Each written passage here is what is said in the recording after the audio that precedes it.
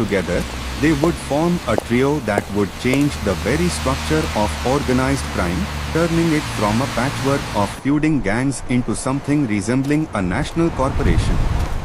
Luciano was the visionary, a man who believed that the old ways, the bloody vendettas, the endless feuds between Italian clans, were holding back the potential of the underworld. Lansky was the financial brain, cool-headed, precise, and capable of turning criminal profits into legitimate investments. Costello was the diplomat, the bridge between the street and the boardroom, the man who could smooth over disputes, negotiate alliances, and speak to politicians without sounding like a thug. The balance between the three men was almost elegant. Luciano could dream, Lansky could calculate, and Costello could execute. Their first major task was to expand their bootlegging empire into something more organized, more resilient. It wasn't enough to simply smuggle liquor, they needed to ensure that distribution was consistent and that competitors were kept under control. Costello took charge of coordinating with local crews, ensuring that profits were shared fairly enough to keep the peace. If there were disputes, he handled them quietly, often over a drink or a late-night sit-down. Violence was always the last resort, but everyone knew it was an option if negotiations failed. These sit-downs became the stuff of legend. Picture a dimly lit back room in a restaurant, the smell of garlic and tobacco thick in the air. Around the table sat men who controlled entire neighborhoods, their faces hard but their voices low. Costello would sit calmly, hands folded, listening as tempers flared. He rarely raised his own voice. Instead, he let others vent their frustrations, then offered solutions that seemed reasonable to all sides.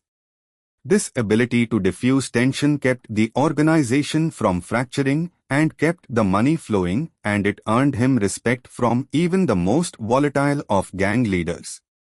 One of Costello's greatest contributions during this period was his ability to reach beyond the Italian underworld. He and Lansky worked together to forge alliances with Jewish and Irish criminal groups, creating a network that transcended ethnic boundaries. This was a radical idea at the time, as the mafia had traditionally been exclusive to those of Sicilian or Italian descent. But Luciano, Lansky, and Costello understood that unity meant strength and profits. By bringing different groups into the fold, they reduced the risk of destructive wars and created a syndicate that could operate on a national scale. Costello's political connections were another key asset. He had been cultivating relationships with Tammany Hall, the democratic political machine that essentially ran New York City politics. Through bribes, favors, and quiet influence, he ensured that his group's operations were protected. Police raids could be minimized, prosecutions delayed, and competitors occasionally pressured into compliance. This was Costello's genius. He didn't just work around the system, he worked with it, bending it to serve his interests. As the 1920s progressed, this trio's power only grew. Luciano began consolidating control over the mafia families, slowly dismantling the old Sicilian hierarchy that demanded blind loyalty to bosses who often acted out of personal pride rather than business sense. Lansky found ways to launder money, investing in real estate, gambling operations, and legitimate businesses. Costello, meanwhile, became the public face when diplomacy was required. He was polished, well-dressed, and soft-spoken, a man who could attend a meeting with a politician or judge and leave them feeling as though they had been speaking to a businessman rather than a mobster. It was during this era that the idea of a national crime syndicate truly began to take shape. The goal was to connect major underworld operations across cities, New York, Chicago, Detroit, Cleveland, into a single network that could share resources, settle disputes, and expand into new markets without stepping on each other's toes. This was organized crime on a scale that America had never seen before, and at its heart was a philosophy that emphasized order over chaos. Of course, not everyone welcomed this new order. There were still bosses who clung to the old ways, men who believed that power came from fear and that bloodshed was the only language worth speaking. Tensions simmered, sometimes boiling over into violence. But Costello's presence often kept those tensions from escalating too far. He was trusted as a neutral party, someone who wanted what was best for business rather than what was best for his ego. This made him indispensable to Luciano, who relied on him to maintain stability while he worked on bigger plans. Behind the scenes, Costello's fortune was growing. The bootlegging operations were wildly successful, and he was careful to invest his profits wisely. Slot machines became one of his favorite ventures, a business that combined entertainment with steady income. Soon, his machines were in bars, clubs, and back rooms across the city, each one a quiet little collector of coins that fed his expanding empire. Through it all, Costello kept himself grounded. He did not flaunt his wealth the way some gangsters did. There were no flashy cars with white-wall tires drawing attention, no extravagant parties splashed across the newspapers. This restraint kept him out of the public eye and allowed him to move through both the underworld and the political world with relative ease. The less noise he made, the harder it was for law enforcement to target him directly. By the dawn of the 1930s, the foundation had been laid for a new era. The Castellamirez War, a brutal conflict between rival mafia factions, loomed on the horizon, threatening to undo the peace that Costello and his partners had been working so hard to maintain. But out of that war would come an even stronger, more centralized organization, one that would change the underworld forever. And when that new order emerged, Frank Costello would be there, ready to take on a role that would make him one of the most powerful figures in organized crime, not as a warlord, but as the quiet, calculating statesman who could guide the future of the mafia with a steady hand. As the 1930s progressed, Frank Costello began to understand that real power in New York was not just won on the streets or even in the back rooms of smoky speakeasies. Real power was written on paper, cast in votes, and whispered in the hallways of City Hall. For all the money that bootlegging brought him, for all the territory that had been secured through careful diplomacy, Costello knew that without influence over politicians and police commissioners, the entire enterprise could collapse with a single raid, a single court order, a single determined prosecutor. If organized crime was to survive beyond prohibition, it needed protection not just from gang rivals but from the government itself. Costello took it upon himself to become the architect of that protection. He began working more closely with Tammany Hall, the powerful democratic political machine that dominated New York City politics. Tammany was not just a party organization, it was an empire of patronage, capable of placing friendly judges on the bench, filling police precincts with loyal captains, and turning elections with a well-timed favor. Costello saw opportunity. With his money and connections, he could become the silent benefactor of Tammany's operations, ensuring that when his interests needed defending, the right doors would open. Picture Costello, immaculately dressed, sitting in a quiet restaurant booth with a ward boss or a city councilman. The atmosphere is calm, almost businesslike. There is no threat, no need for it. Costello does not bark orders, he makes offers. Campaign contributions, envelopes of cash, favors arranged for relatives, jobs handed out to constituents, these were the tools he used to build his network. And it worked. Soon, he had allies in City Hall, in Albany, even in Washington. When police raids threatened to disrupt his gambling operations, they were quietly called off. When prosecutors looked ready to indict him, cases stalled or disappeared. Costello was building a shield around himself, one made of influence rather than guns. This period marked the beginning of his transition from gangster to statesman. He became known for his polished manner, his calm voice, his ability to charm rather than intimidate. Politicians found him approachable, even likable. In a world where men like Al Capone brought unwanted heat by flaunting their power, Costello's understated style was a relief. He never sought the limelight, preferring to let others take the headlines while he controlled the outcome from behind the scenes. His influence was perhaps most visible in the spread of slot machines throughout New York City. Costello was a pioneer of the slot machine racket, placing thousands of machines in bars, restaurants, and social clubs. Each machine was a steady generator of cash, feeding coins into his empire.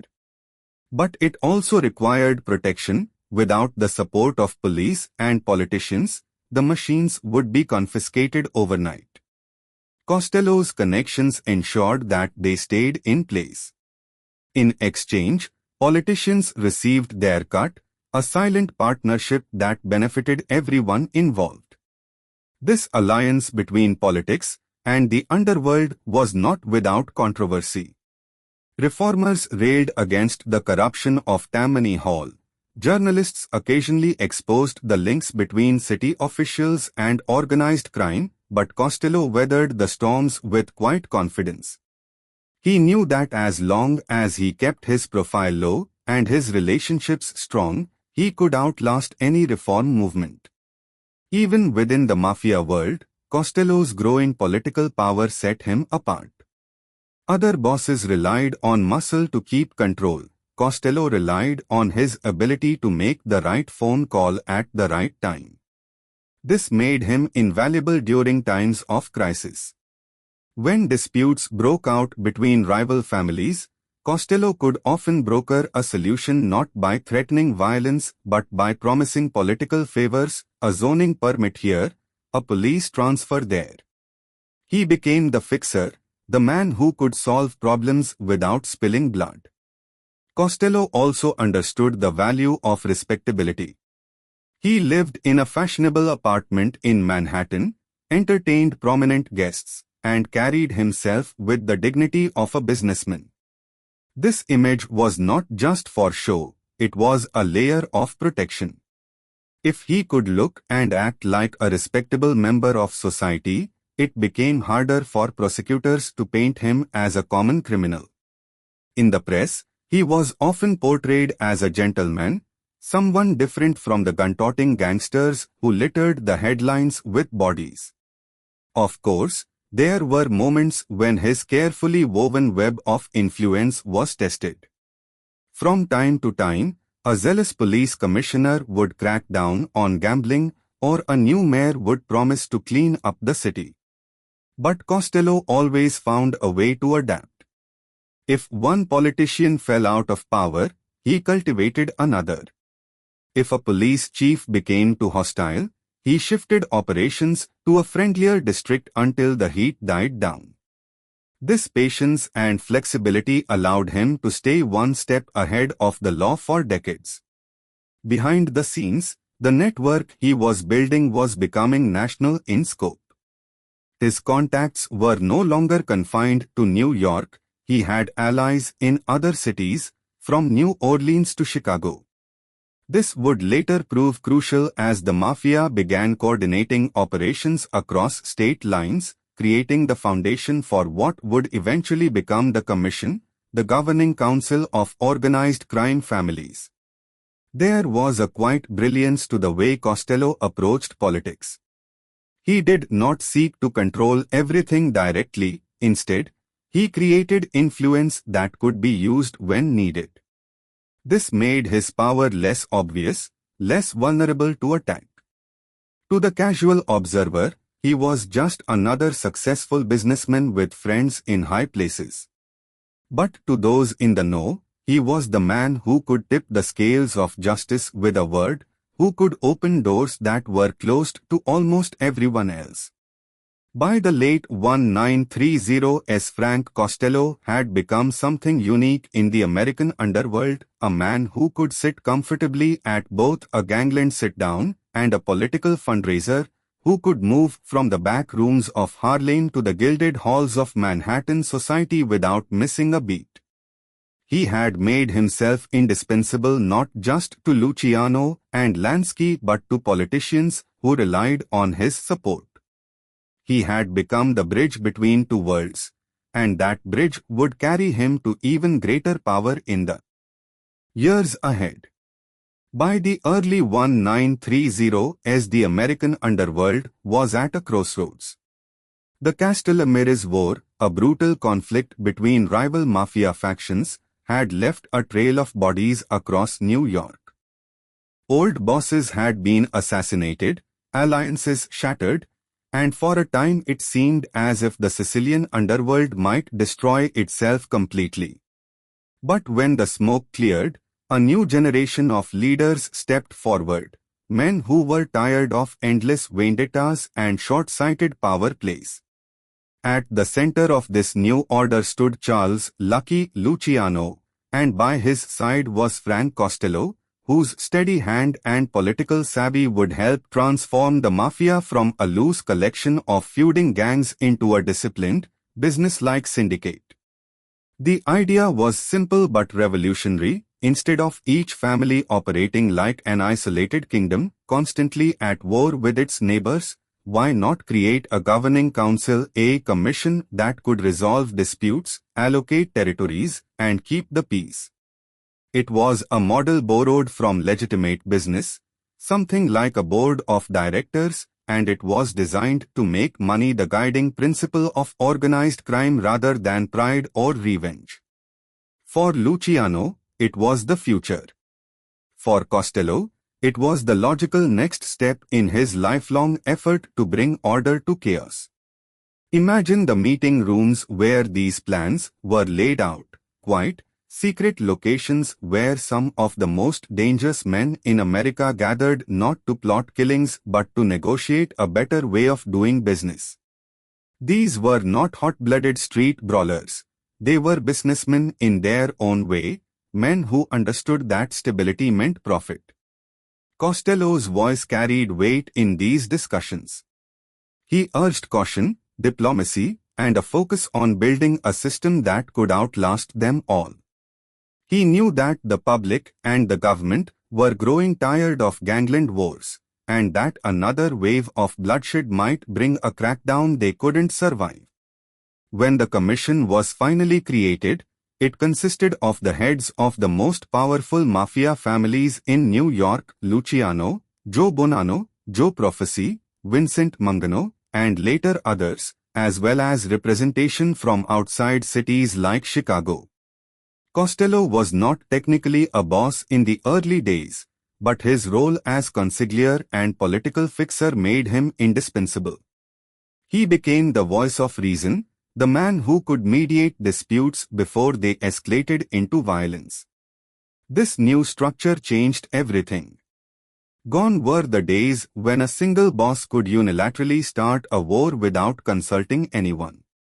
Now, major decisions required approval from the commission. Territories were divided more carefully, rackets were shared more equitably, and when disputes arose, they were settled in meetings rather than with bullets. This was not altruism, it was business sense. Dead men did not pay tribute, and police attention was bad for profits. Costello thrived in this new environment. His skill set, negotiation, diplomacy, influence, became more valuable than ever. If two families were on the brink of conflict, he could be sent to talk them down. if a politician needed to be persuaded to look the other way, Costello could make the call. He became the grease that kept the machine running, the quiet force ensuring that the gears of organized crime did not grind to a halt. Under this new order, organized crime began to take on the characteristics of a corporation. There were formal sit-downs, regular meetings, rules of conduct. Even violence became more regulated, requiring approval before a hit could be carried out. Costello supported these changes wholeheartedly. He knew that order meant longevity, and he wanted an underworld that could endure for generations, not just one lifetime. It was during this time that Costello's nickname, the Prime Minister of the Underworld, began to circulate in earnest. The title was fitting. Just as a Prime Minister serves as the face and negotiator of a government, Costello acted as the spokesman and diplomat for the mafia. He was not the boss of all bosses. Luciano famously abolished that title, but he was the man everyone turned to when they needed calm judgment and steady leadership. This was also a period of diversification. The bootlegging racket was beginning to decline as the end of prohibition loomed, but Costello and his partners were already investing in new ventures. Gambling became a major focus, with slot machines, horse racing, and casino investments providing a steady stream of income. The Commission helped coordinate these enterprises, preventing conflicts and maximizing profits. Costello's businesslike approach made him one of the key architects of this expansion. Despite all the progress, danger was never far away. There were still hotheads in the underworld who resisted the new order, still moments when old grudges flared up. But Costello's influence often kept these flare-ups from becoming full-scale wars. He was a master of finding compromises that allowed everyone to walk away with something. This talent saved lives and kept the FBI from having too much excuse to crack down. Publicly, the existence of the Commission was a well-kept secret for many years. To the outside world, it was just the mafia, an amorphous, shadowy organization. But inside, there was a growing sense that something truly historic had been created, a governing body that turned organized crime into a national network.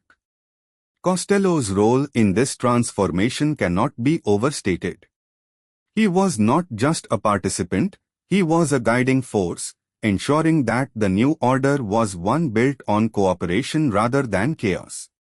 As the 1930s came to an end, Frank Costello stood at the height of his influence. He had wealth, political protection, and the respect of his peers. More importantly, he had helped shape the future of organized crime into something far more sophisticated than the bloody street wars of the past. The Commission was in place, the families were stable, and for a brief moment, it seemed as if peace might last. But peace, as always in the underworld, was fragile. The next decade would bring new challenges, federal investigations, rivalries, and the constant threat of betrayal. Yet for now, Costello could look around at what he and Luciano had built and feel a quiet sense of satisfaction. The foundation was secure. The machine was running. And he was, more than ever, its quiet prime minister. When the dry years of prohibition finally came to an end in 1933, America was ready to celebrate.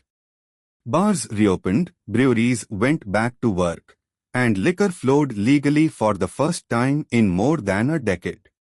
For many gangsters, the end of prohibition was a disaster, cutting off the river of cash that had made them rich. But for Frank Costello, it was simply a turning point, one he had anticipated. While others scrambled to replace their lost income, Costello calmly pivoted to an enterprise he had already been nurturing during the bootlegging years, gambling. Gambling, to Costello, was the perfect racket. It had none of the volatility of bootlegging, no shipments to hijack, no barrels to smuggle, and yet the profits were steady, reliable, and seemingly endless. People have always been drawn to games of chance, to the thrill of risking a small stake for the chance at a big reward. Costello understood this human impulse and built an empire around it. His first great innovation was the slot machine racket. Imagine walking into a small bar or social club in the 1930s. In the corner sits a brightly colored machine, its chrome shining in the dim light. For a nickel, you could pull the lever and watch the reels spin, hoping for the lucky combination that would send coins clattering into the tray. These machines became addictive fixtures of city life, a cheap form of entertainment during the lean years of the Great Depression. Each machine might only take in a few dollars a day, but multiplied by thousands, the profits were staggering. Costello was the mastermind behind their spread. Working with politicians and police officials, he ensured that his machines could operate unmolested. Bars, restaurants, and nightclubs paid for the privilege of having one, and the proceeds were split between the establishment, the distributor, and Costello's organization. This arrangement was so profitable that slot machines soon became one of Costello's main sources of income. Not everyone approved, of course. Mayor Fiorello LaGuardia famously despised the machines, seeing them as corrupting influences that took money from the pockets of the poor. In 1934, he launched a crusade to rid the city of them, ordering police to seize and destroy thousands of devices. In a publicity stunt, LaGuardia personally smashed several machines with a sledgehammer and dumped them into the East River. For many gangsters, this would have been a crippling blow, but Costello simply adapted. He moved the machines to friendlier jurisdictions in New Jersey and other nearby areas, continuing to profit while waiting for the political winds to shift. Slot machines were only one part of the picture. Costello also had extensive interests in horse racing and bookmaking operations. Illegal betting was a thriving business, with countless gamblers eager to place wagers on races across the country. Costello's organization provided a safe, reliable way to take those bets, paying winners promptly and keeping the wheels of the gambling economy turning. His network of bookmakers stretched far beyond New York, tapping into a national market that kept cash flowing even when local operations were under pressure. But perhaps Costello's most visionary move was his early involvement in Las Vegas. In the 1940s, when the desert town was little more than a dusty outpost with a few fledgling casinos, Costello and his associates saw its potential. Nevada's legalization of gambling had created a unique opportunity, a place where gaming could be conducted openly and profitably without the constant threat of police raids. Costello provided financing and connections for some of the early casino ventures, laying the groundwork for what would eventually become the Las Vegas Strip. This expansion into Las Vegas was emblematic of Costello's philosophy: always think ahead, always invest in the future, and always keep one step ahead of the competition. While others clung to the old rackets, he was positioning himself in industries that would only grow more lucrative with time. By spreading his investments across slot machines, horse racing, casinos, and even legitimate businesses, he created a diversified portfolio that insulated him from sudden losses. What made this period so remarkable was the elegance with which Costello managed it all. He did not flaunt his wealth. There were no flashy cars parked outside nightclubs, no headlines about lavish parties. Instead, he cultivated an image of respectability, which allowed him to continue building influence without drawing too much unwanted attention. Politicians still took his calls, judges still listened to his requests, and police captains still owed him favors.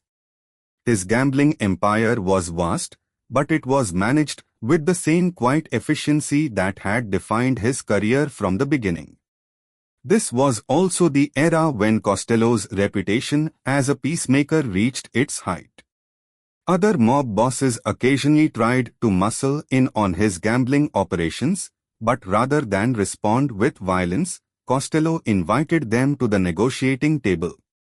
He would offer them a share of the profits, a piece of the action that was large enough to satisfy them but small enough to keep his empire intact.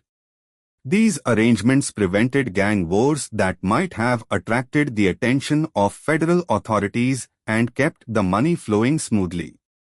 Of course, even Costello could not avoid every challenge. Occasionally, there were raids, arrests, or sensational headlines. But more often than not, these incidents ended quietly. Charges were dropped, cases dismissed, machines returned. The shield of political protection he had built around himself continued to function, allowing him to weather storms that might have sunk a less careful man. By the end of the 1930s and into the early 1940s, Frank Costello was one of the richest and most powerful men in organized crime, yet he remained something of a mystery to the general public. Unlike other gangsters who became household names through their violent exploits, Costello operated largely behind the scenes. Those who knew him spoke of his calm demeanor, his refined tastes, and his ability to talk with anyone, from a ward boss to a U.S. senator. The gambling empire he had created was more than just a source of income, it was a symbol of the future.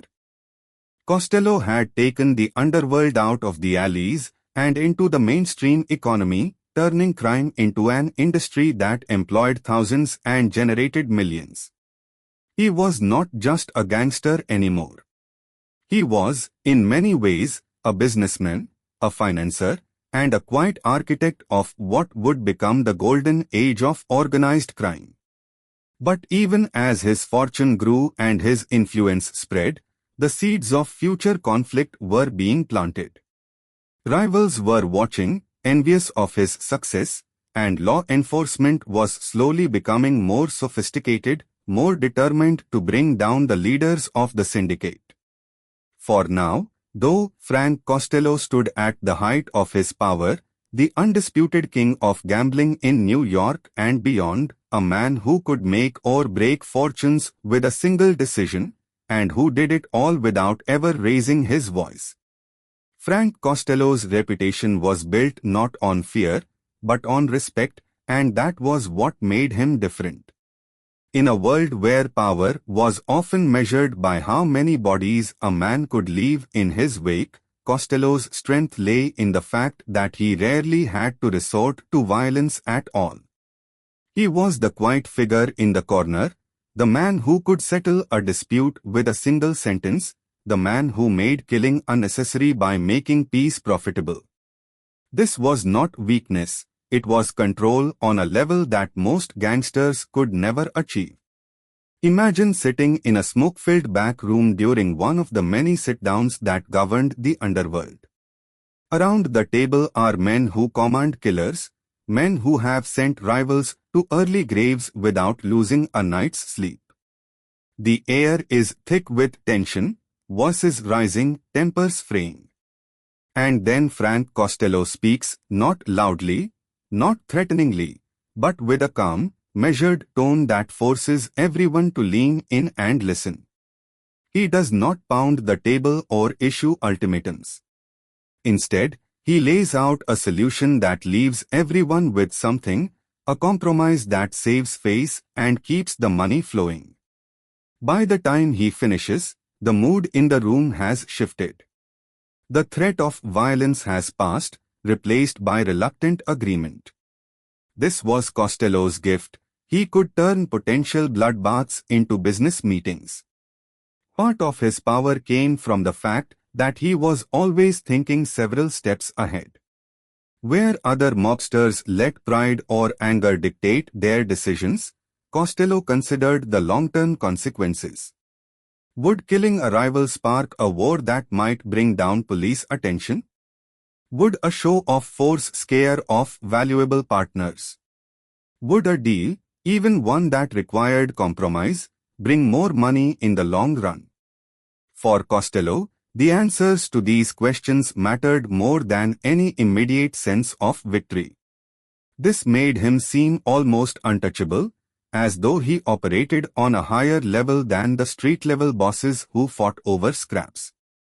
Costello's calm nature extended beyond the negotiation table. Even under threat, even when faced with investigations, arrests, or betrayal, he remained unflappable. Associates often remarked on how difficult it was to rattle him. He carried himself with quiet confidence, a man who never seemed hurried or afraid. This composure inspired loyalty in those around him. Soldiers and capos knew that if they followed Costello, they would not be dragged into pointless wars or reckless schemes. Under his leadership, the organization felt stable, secure, and profitable. He was also a master psychologist. Costello knew how to read people, how to appeal to their egos, their fears, their desires. If a rival needed to feel respected, Costello would flatter him. If a politician needed plausible deniability, Costello would provide it. If a soldier needed reassurance, Costello would give him a job that made him feel valued. This was leadership through understanding, a subtle manipulation of human nature that allowed him to guide outcomes without ever raising his voice. This approach stood in sharp contrast to figures like Al Capone, whose reign in Chicago was marked by bloodshed and headlines. Capone ruled through terror, and while that brought him fame, it also brought the full force of federal law enforcement crashing down on him. Costello avoided that fate by being the opposite of flamboyant. He preferred the shadows, preferred to let others take credit for violent acts while he quietly reaped the rewards of peace. This discretion is part of why he was able to remain a major figure in organized crime for decades while others burned out or were gunned down. Costello's style of leadership also reflected his belief that organized crime could function like a legitimate business. He saw himself less as a warlord and more as a CEO. His meetings were orderly, his operations carefully managed, his books balanced. Associates were expected to behave professionally, to avoid unnecessary trouble, and to remember that the organization's survival depended on discretion. This professionalization of the mafia helped transform it from a loose collection of street gangs into a highly structured enterprise. Of course, this did not mean that Costello was incapable of violence when it was absolutely necessary. He understood that sometimes a point had to be made, that sometimes a rival could not be reasoned with. But those moments were rare and always calculated. When violence occurred under Costello's watch, it was swift, decisive, and designed to prevent further bloodshed rather than escalate it. In this way, he maintained a reputation for being fair but not weak, a crucial balance in a world where any hint of vulnerability could invite disaster. This method of rule also protected him from prosecution. Because he rarely gave direct orders for murders, there was little evidence that could tie him to violent crimes. While other bosses were brought down by witness testimony about hits they had ordered, Costello's name rarely appeared in such contexts. Prosecutors found it difficult to make charges stick against a man whose hands seemed so clean. This legal insulation allowed him to operate far longer than many of his contemporaries. There was another dimension to Costello's leadership: charm. He had a way of putting people at ease, of making them feel as though they were in the presence of a reasonable man rather than a criminal mastermind. He dressed impeccably, spoke in a soft, educated tone, and carried himself with dignity. Even when called to testify before government hearings, he never appeared rattled or hostile. Instead, he came across as a calm, well-mannered businessman who happened to have very good connections. This public image made it harder for the press and politicians to demonize him completely. Under Costello's steady hand, the families he influenced enjoyed a period of relative peace and prosperity. Racketeering operations ran smoothly, gambling profits soared, and the commission functioned as intended, settling disputes before they spiraled into violence. Associates made money, partners were satisfied, and the police, by and large, looked the other way. It was, in many ways, the golden age of organized crime, a time when the mafia was at its most disciplined and profitable. But this style of leadership, as successful as it was, would eventually create tension. There were those within the underworld who saw Costello's diplomacy as softness, who believed that fear was still the best way to rule. Ambitious rivals, including men like Vito Genovese, would eventually challenge Costello's quiet authority, seeking to replace his calm with their own brand of power. For the moment, though, Costello stood at the pinnacle of his career, admired by allies and even grudgingly respected by enemies. He was the man who didn't need a gun, the prime minister who ruled with words instead of bullets, and that, in the violent world of organized crime, made him perhaps the most dangerous man of all. Power, no matter how carefully managed, always attracts ambition.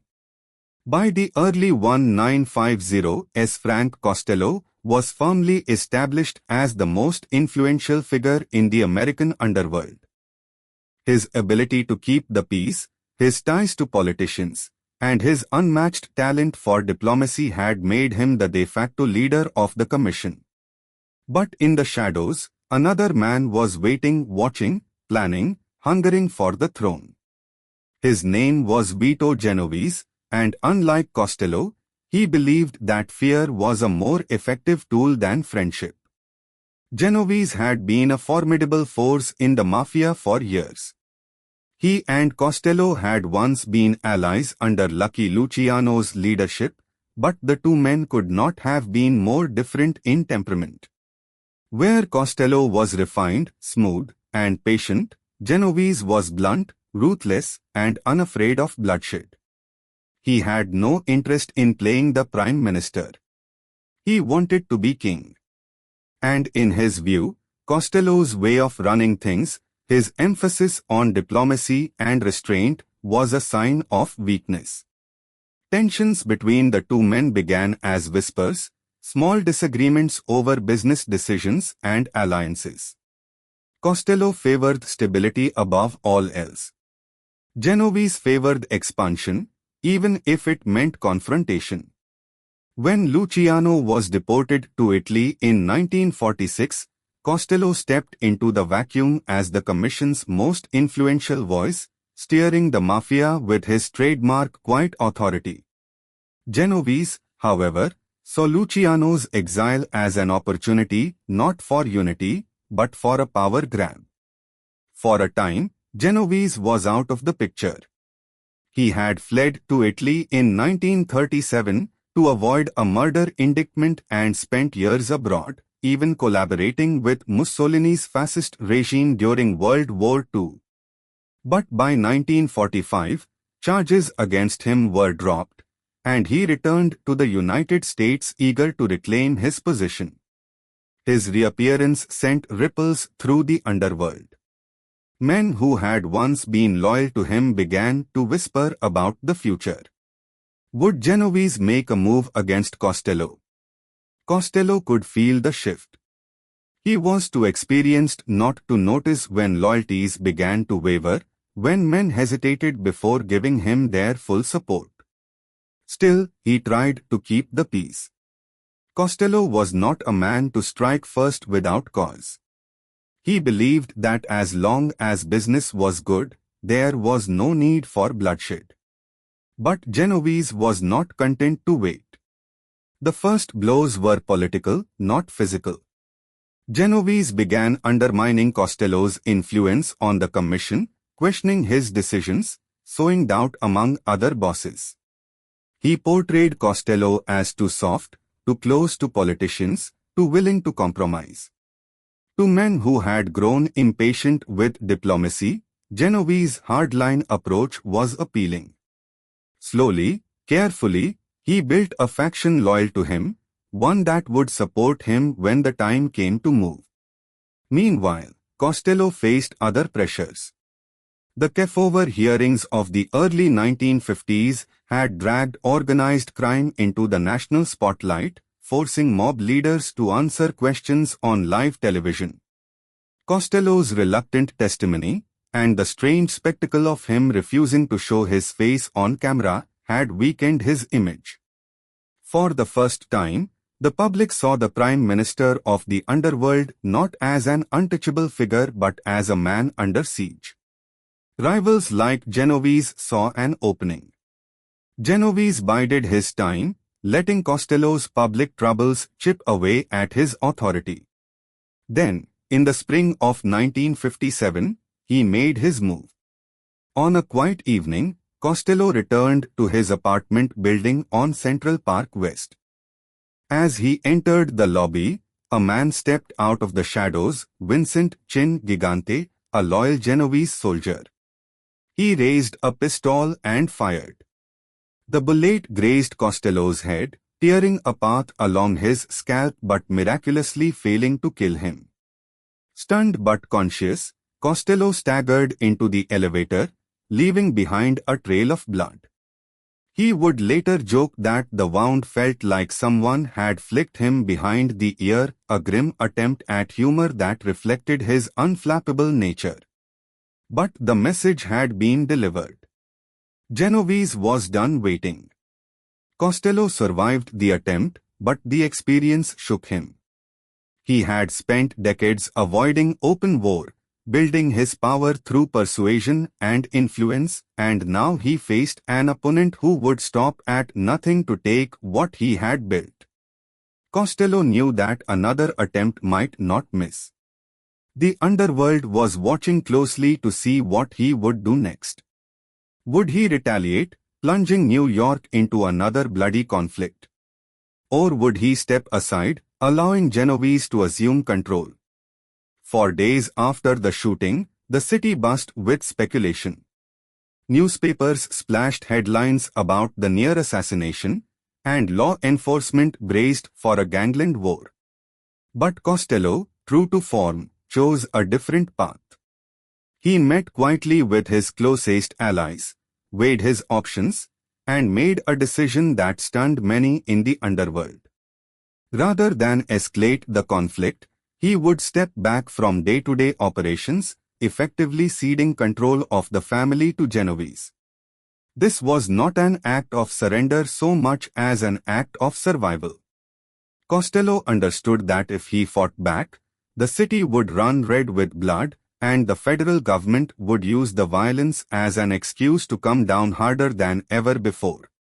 By removing himself from the front lines, he preserved his life, his fortune, and a measure of influence. He remained a respected figure, a consigliere whose advice was still sought after, but he no longer held the throne that Genovese coveted. For Genovese, it was a triumph. He had finally pushed Costello aside and assumed control, becoming the undisputed boss of what would soon bear his name, the Genovese crime family. But in pushing Costello out, Genovese had also inherited the burden of leadership, and his reign would prove far more turbulent than the era of quiet diplomacy that preceded it.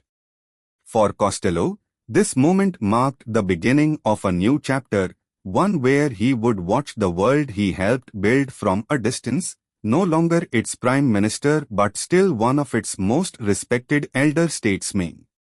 The attempted assassination had not just drawn blood, it had changed the balance of power in the American mafia forever. The year was 1951, and America was watching. For decades, organized crime had existed like a shadow government, whispered about in newspapers, rumored in police precincts, but rarely confronted in full view of the public. That changed with the Senate Special Committee to investigate organized crime in interstate commerce, better known as the Kefauver Committee. Led by Senator Estes Kefauver of Tennessee, the committee sought to expose the inner workings of the mafia, racketeers, and their ties to politics and business. For the first time, Americans could see mobsters not just as faceless criminals in print but as living, breathing men answering or refusing to answer questions under oath. The hearings were broadcast live on television, making them one of the first major spectacles of the TV age. Frank Costello, long considered the Prime Minister of the Underworld, could not escape the committee's reach. Subpoenaed to testify, he faced a choice: refuse to appear and risk contempt charges, or show up and risk revealing more than he wanted. Costello was no stranger to legal trouble, but this was different. This was not a quiet courtroom hearing or a private sit-down with a prosecutor. This was a national event, with millions of Americans watching from their living rooms, waiting to catch a glimpse of the mysterious man whose influence stretched from gambling dens to the halls of government. Costello decided to appear, but on his own terms. When the day came, he entered the chamber impeccably dressed, calm as ever, his face set in its usual mask of composure. But he made a request that added an almost theatrical element to the proceedings. He asked that television cameras not show his face. Instead, they were permitted only to film his hands. This strange compromise turned out to be one of the most memorable aspects of the hearings. Across America, viewers sat transfixed as they watched Costello's hands, well manicured, elegant, almost delicate, shifting nervously, tapping the table, gesturing softly as he spoke. The effect was oddly intimate. Without a face to look at, viewers focused on those hands, imagining the man behind them. In living rooms across the country, people leaned forward, drawing into the drama of hearing a top mob figure speak, even as he dodged many of the committee's questions. Costello was calm, but the tension was palpable. His voice, low and measured, betrayed flickers of frustration as he fielded question after question about his income, his political contacts, and his role in illegal gambling. At times, the senators pressed him hard, seeking to break through his calm exterior. "What have you done for your country, Mr. Costello?" one famously asked. There was a long pause before Costello finally answered, his words tinged with indignation, "Paid my tax." It was a moment that captured the paradox of Frank Costello, a man who moved in the shadows yet saw himself as a citizen who fulfilled his obligations. The exchange became one of the most quoted moments of the hearings, a line that both humanized him and reminded the public that this was no ordinary taxpayer sitting before them. But the hearings also revealed the limits of Costello's control. He invoked the Fifth Amendment on many questions, refusing to incriminate himself, and at times grew visibly irritated, a departure from his usual unflappable demeanor. To his allies, this was simply smart legal strategy. To the public, it sometimes came across as evasive, even guilty. For the first time, the carefully cultivated image of Frank Costello as a reasonable, respectable figure began to crack under the glare of national attention. The impact on his reputation was significant. Before the hearings, Costello had been something of a phantom, known to insiders, feared by rivals, but largely invisible to the average American. After the hearings, his name was on everyone's lips. He was no longer just a behind-the-scenes power broker, he was a public figure, a symbol of organized crime. And with fame came scrutiny.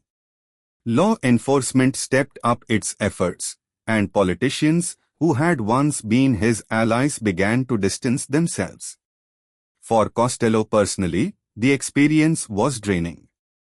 He had always preferred the shadows, the quiet meetings, the subtle negotiations. Sitting under bright lights while a panel of senators grilled him was the opposite of his style.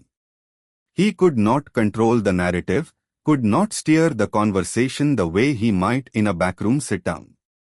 In a sense, the hearings were the beginning of the end of his era, not because they destroyed him outright, but because they changed the landscape of organized crime. The underworld could no longer rely on anonymity. The public now expected action, and politicians were under pressure to deliver. When the hearings concluded, Costello returned to New York, but something had shifted. The Prime Minister's aura of untouchability had been pierced.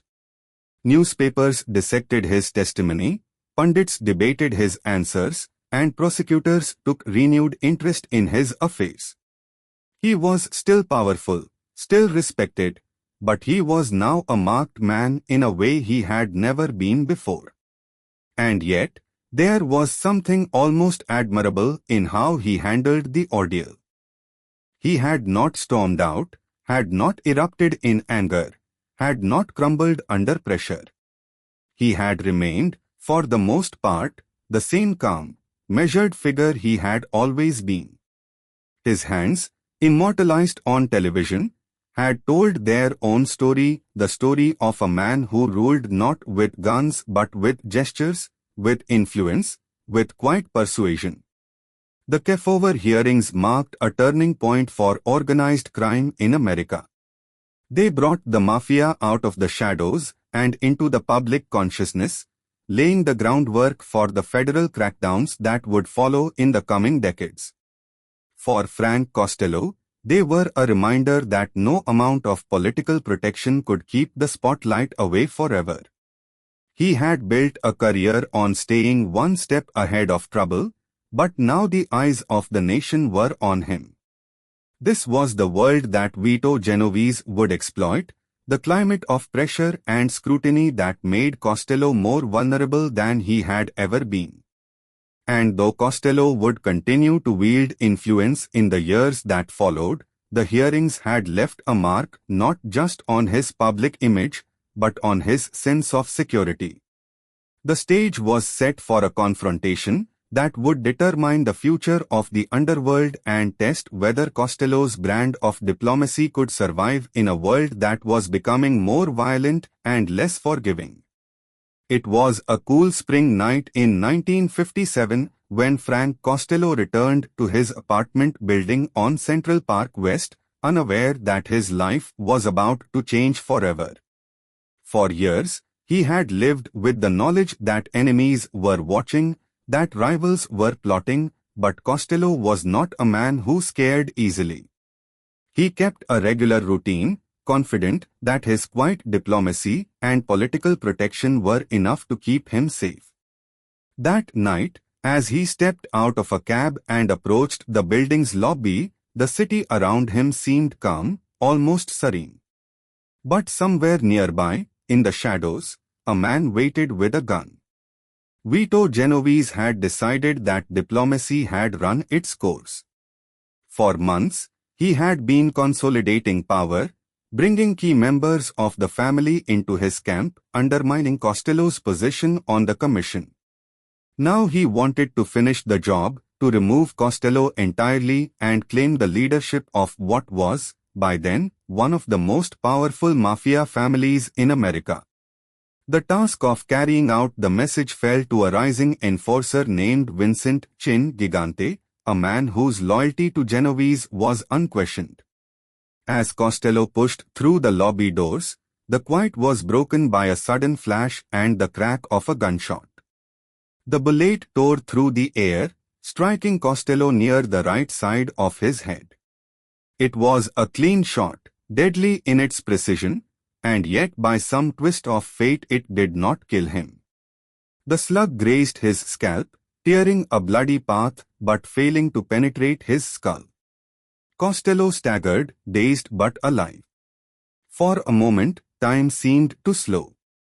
The marble lobby echoed with the sound of the shot, the smell of gunpowder hung heavy, and Costello's hand instinctively went to the side of his head.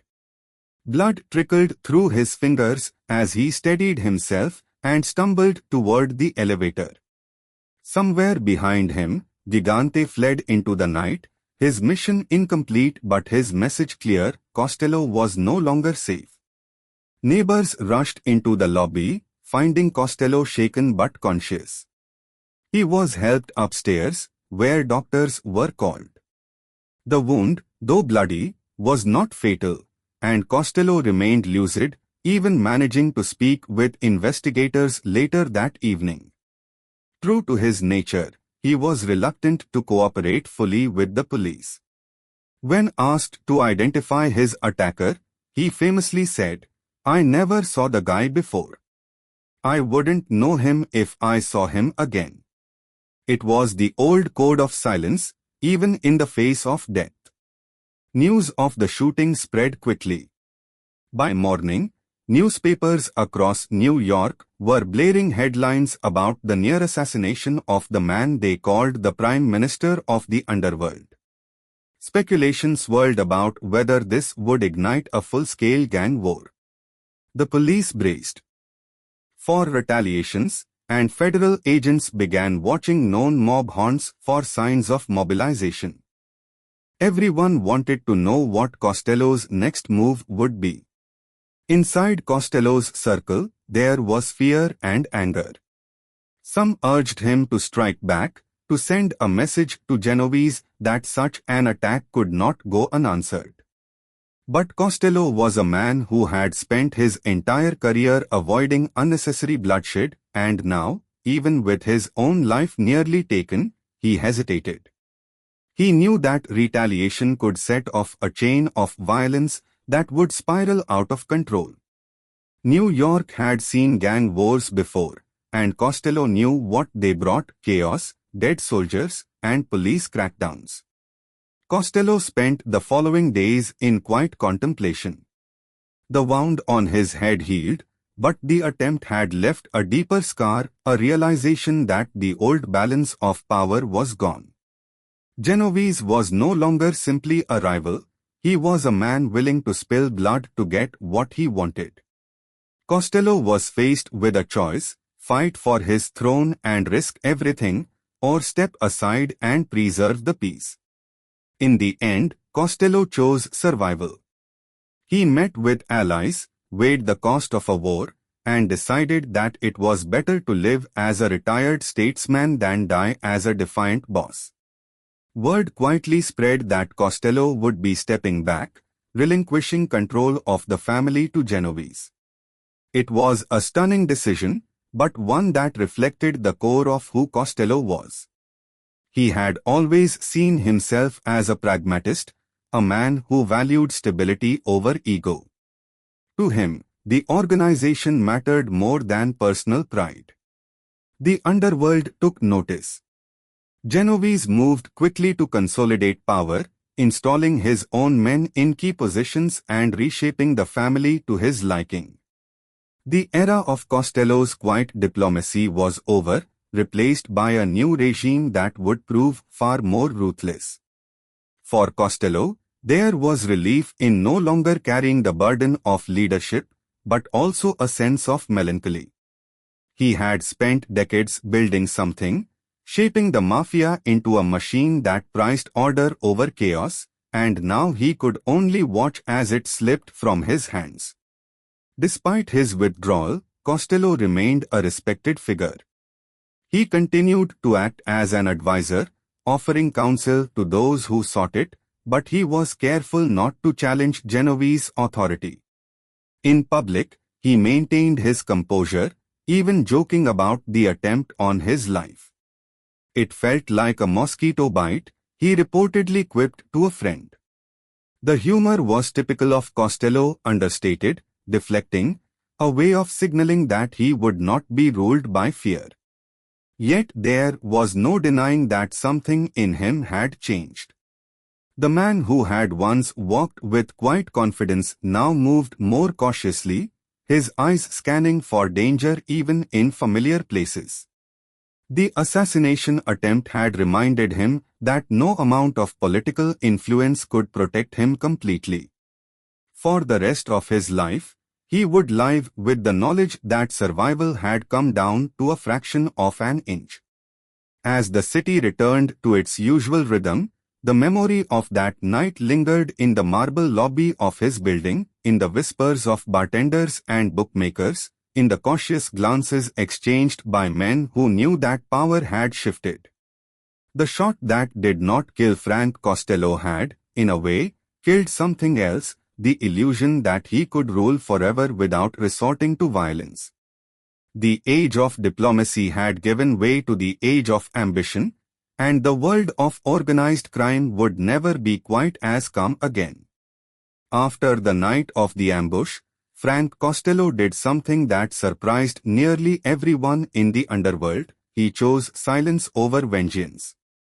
He could have ordered retaliation, could have plunged New York into a bloody war that might have claimed dozens of lives, but instead he stepped away. It was not an act of weakness but of clarity. Costello had always been a man who valued order over chaos, and now, in his 60s, he decided that the constant threat of violence, the endless jockeying for power, no longer suited him. He withdrew from the day-to-day operations of the family, leaving Vito Genovese to take the reins. It was an unprecedented move, one that sent a ripple through the mafia world.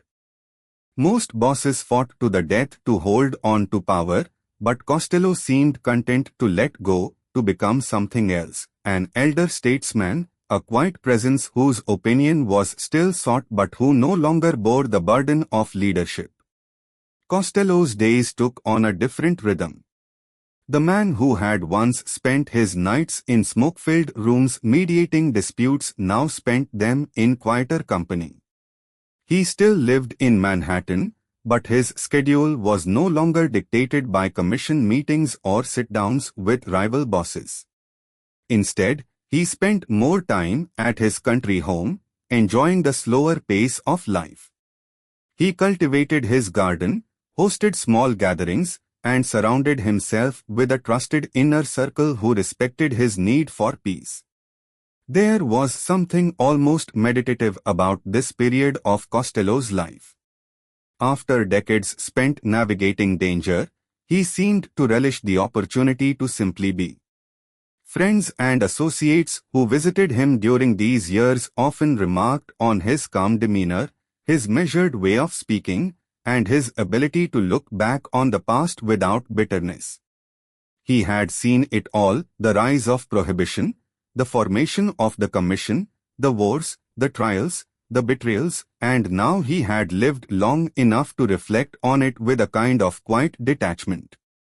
But retirement did not mean irrelevance. Even without an official title, Costello's influence lingered. Young masters were brought to him for advice, their bosses eager to hear what the old prime minister thought of a situation. Costello dispensed his wisdom carefully, never overstepping, never undermining Genovese's rule. His role had shifted from leader to counselor, a transition he seemed to accept with grace. Law enforcement, too, continued to keep an eye on him. The FBI maintained surveillance, monitoring his phone calls and movements, still convinced that he was secretly pulling strings. But in truth, Costello had no appetite for a comeback. He had made his fortune, secured his legacy, and now wished only to live out his remaining years without further conflict. Still, the shadow of the past was never entirely gone. The men around him had long memories, and the world he had helped build continued to evolve in ways he could not always control. Under Genovese's leadership, the family became more aggressive, more willing to use violence as a first resort rather than a last. The careful diplomacy that had kept the peace in Costello's era began to erode, and with it came renewed law enforcement scrutiny.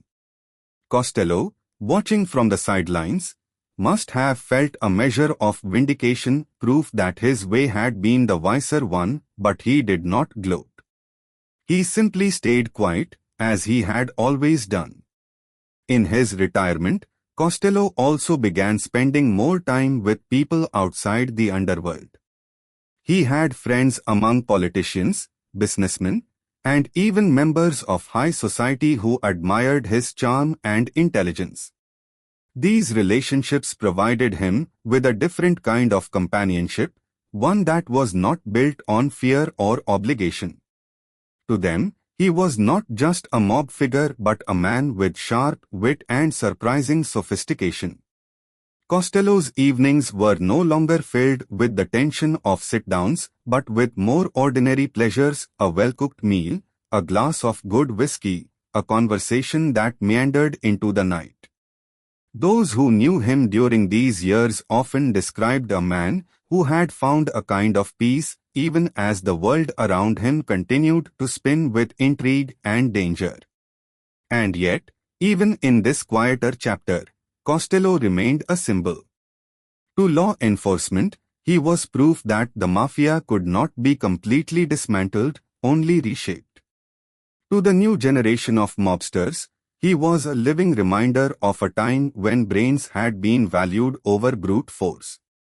To the public, he was still the man whose hands had been broadcast on national television, the enigmatic figure who had once been called the Prime Minister of the Underworld. As the years passed, Costello aged gracefully but carried himself with the same dignified posture he always had.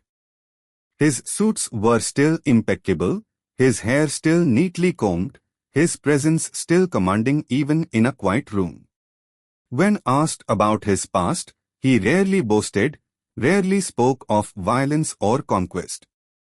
Instead, he spoke in measured tones about decisions, about choices, about the need to keep one's head when everyone else was losing theirs. This final act of his life was not about reclaiming power, but about living on his own terms.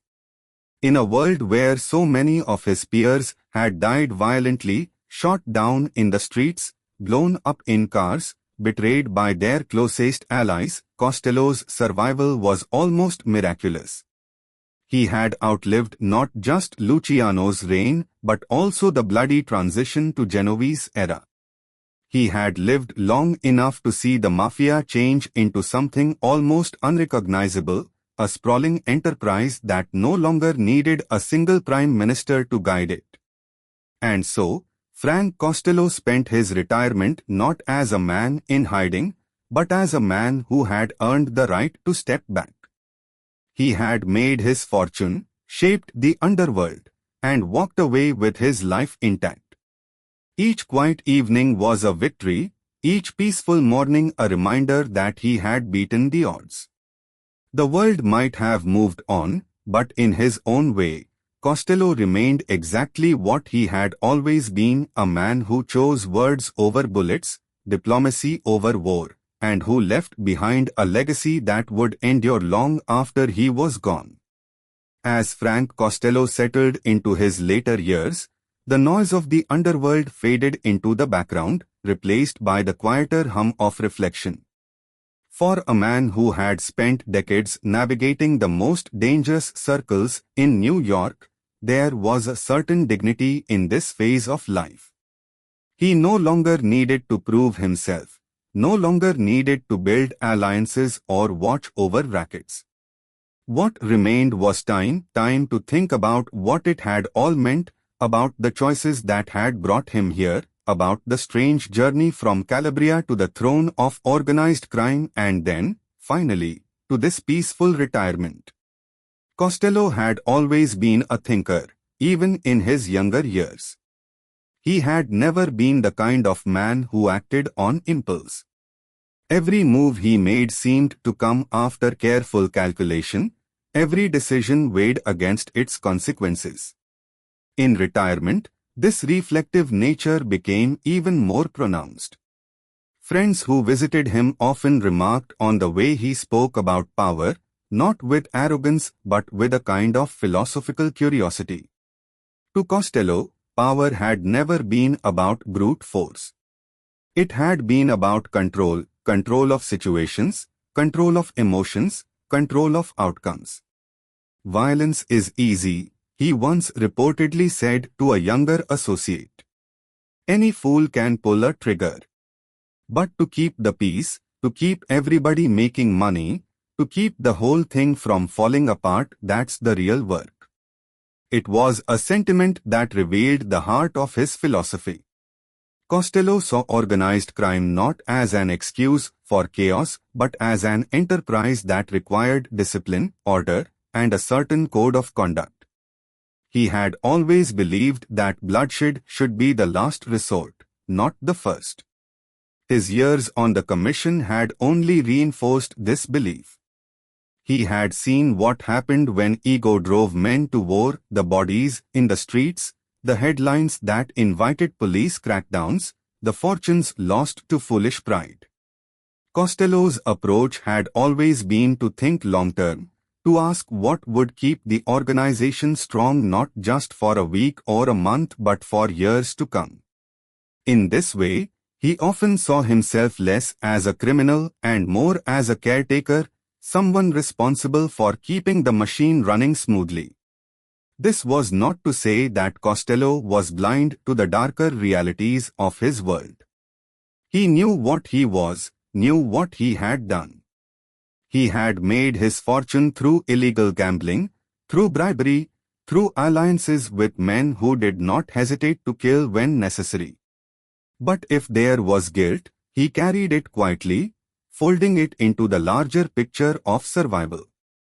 To him, the underworld had been a place where an immigrant boy from Calabria could make something of himself, where he could rise in a world that might otherwise have kept him at the bottom. Power, he believed, was not something to be flaunted. That was the mistake others had made. Bosses who drove flashy cars, who paraded in front of cameras, who dared law enforcement to take them down.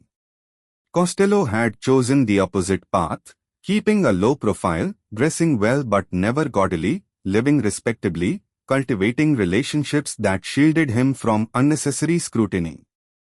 To him, the highest form of power was invisibility, the ability to influence events without becoming the center of attention. There was also a personal code that guided him, one that might seem paradoxical coming from a man who lived outside the law. Costello believed in loyalty, in keeping one's word, in honoring agreements. Deals made at the table were meant to be kept, not broken. Betrayal, in his view, was one of the few things that justified violence. This sense of honor made him a trusted mediator, someone both allies and rivals could turn to when disputes arose. In his reflections, Costello often returned to the theme of respect. He had built a life where even his enemies respected him, where even prosecutors admitted grudgingly that he was different from the average gangster. This respect had kept him alive when so many others had fallen. It had allowed him to walk away from power without being hunted down. To Costello, this was the ultimate victory, to survive with one's dignity intact. Costello also seemed to take quite pride in the fact that he had outlasted the chaos. The men who had favored blood over diplomacy were mostly gone, killed, imprisoned, or forgotten. His way, the way of negotiation and compromise, had proven more enduring. Even in retirement, his voice carried weight. Younger bosses might not always follow his advice, but they listened, and that in itself was a testament to the authority he still commanded. There was a certain serenity in the way Costello spoke about the past, as if he had made peace with it. He did not dwell on regrets, though there must have been many. Instead, he spoke as though each event, the rise, the power, the hearings, even the bullet that nearly killed him, had been part of a larger story, one that had brought him exactly where he was meant to be. Perhaps the most striking thing about Costello's reflections was the sense of balance they conveyed. He had lived in a world of extremes, life and death, wealth and poverty, loyalty and betrayal, yet he had always managed to find the middle path. That balance was what allowed him to survive, to adapt, to stay relevant even as the world changed around him. For listeners today, his philosophy offers a curious kind of wisdom. It is not a moral tale in the traditional sense. Costello never renounced his life of crime, never pretended to be something he wasn't, but it is a lesson in restraint, in patience, in the art of thinking before acting. In a world that often glorifies impulsiveness, Costello's life stands as a reminder that sometimes the quietest man in the room is the one with the most power. And so, in the final years of his life, Frank Costello seemed to have found a kind of peace. He had lived through wars, investigations, betrayals, and assassination attempts, yet he had come out the other side alive and still respected. His reflections were not confessions but meditations, the thoughts of a man who had seen the world at its most brutal and its most beautiful, and who had learned to navigate both with a steady hand. The 1960s dawned with a sense that the world was moving faster than ever before. In New York, skyscrapers reached higher, music blared louder, and the pace of life quickened with every passing year. For Frank Costello, now an elder statesman of the underworld, it was as if he were watching a new era unfold from a balcony seat. The mafia he had helped to shape still existed, still held power, but it was changing and not always for the better. The men now rising to prominence were younger, bolder, and often more reckless. They did not share Costello's love of quiet diplomacy or his instinct to avoid unnecessary attention. From his position in retirement, Costello could see the differences clearly. In his day, the goal had been to keep the peace, to make money quietly, to avoid the kind of headlines that brought federal heat. But the younger bosses who came after him were living in a different world. Television had changed everything, making celebrity a kind of currency, and some mob figures seemed to relish the attention. They wanted to be seen, wanted their names in the papers. To Costello, this was dangerous. He had spent his entire career building an invisible empire, and now men were willing to throw away that hard-earned invisibility for a taste of fame. Law enforcement, too, had changed. In the 1930s and 40s, police and politicians could often be counted on to look the other way if the right envelopes were passed. But the Kefauver hearings and subsequent investigations had hardened public opinion against organized crime, and by the 1960s the FBI was taking a much more aggressive role.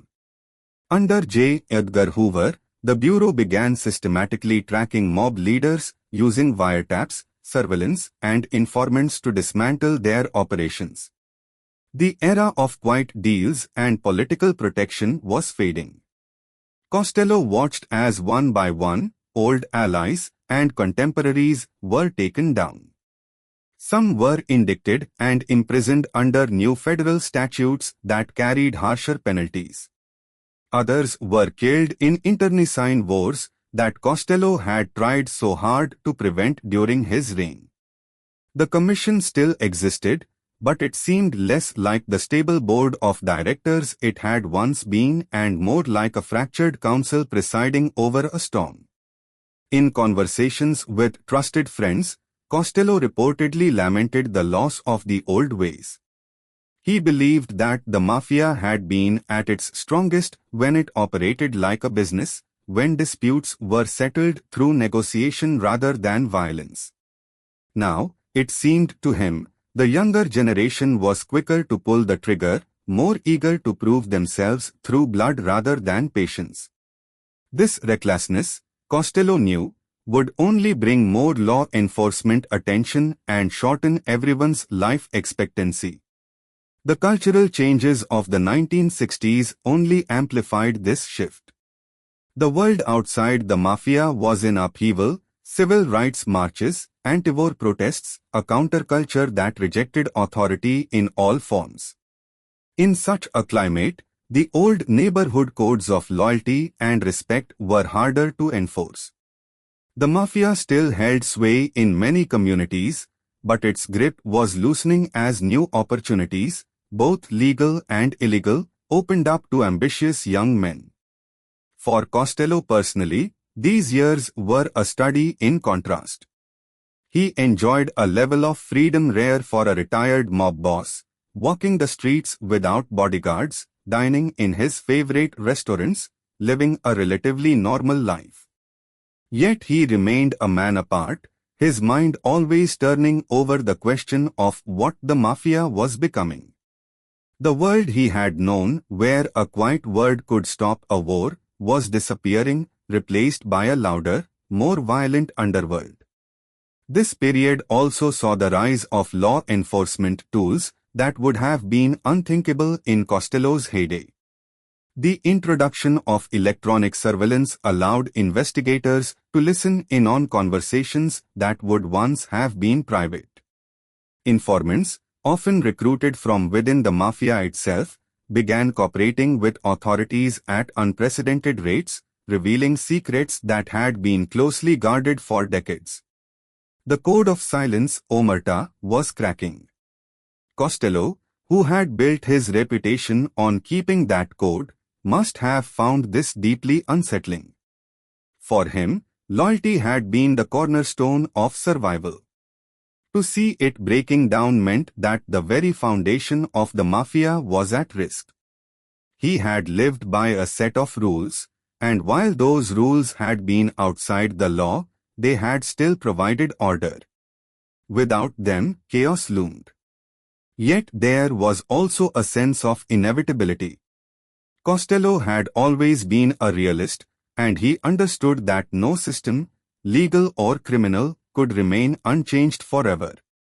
The world moved forward, and those who could not adapt were left behind. In that sense, he may have taken some satisfaction in knowing that he had stepped away at the right time. He had avoided the crackdowns, avoided the prison sentences, avoided the assassinations that claimed so many of his peers. By the early 1970s, Costello was one of the last of his generation still alive and free. He had lived through Prohibition, the wars, the Commission's birth, and the turbulent years that followed.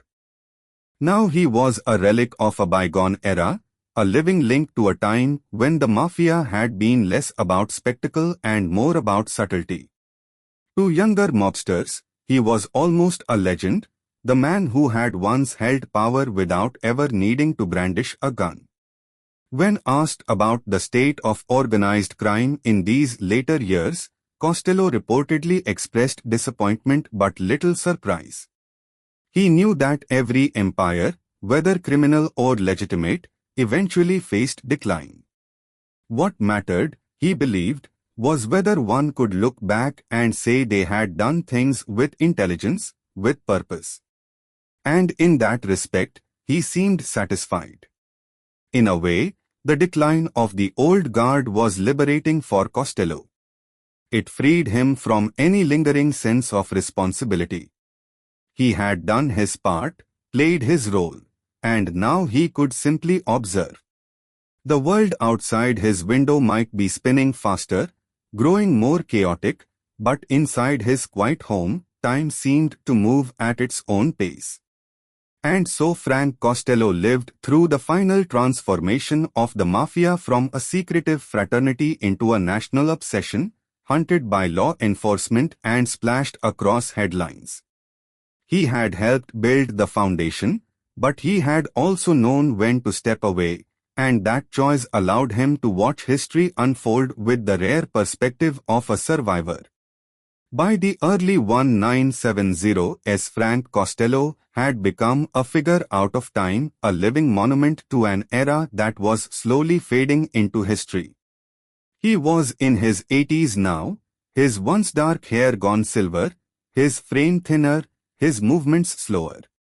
And yet, even in age, there was still something commanding about him. He carried himself with the same dignified posture that had earned him the title of Prime Minister of the Underworld, still dressed immaculately, still spoke with the calm precision that had once quieted rooms full of dangerous men. Costello's health, however, was beginning to decline. The years of stress, the constant pressure of living a life that required vigilance, and the natural toll of aging began to weigh on him. Friends noted that he tired more easily, that his once sharp energy had softened. And yet, unlike so many of his contemporaries, Costello was still alive, still free, still walking the streets of New York without fear.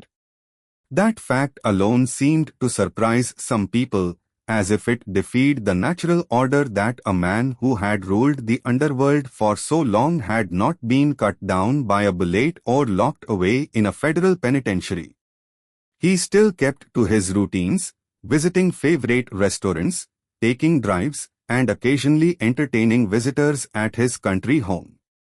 There was a gentleness to these years, a kind of earned serenity.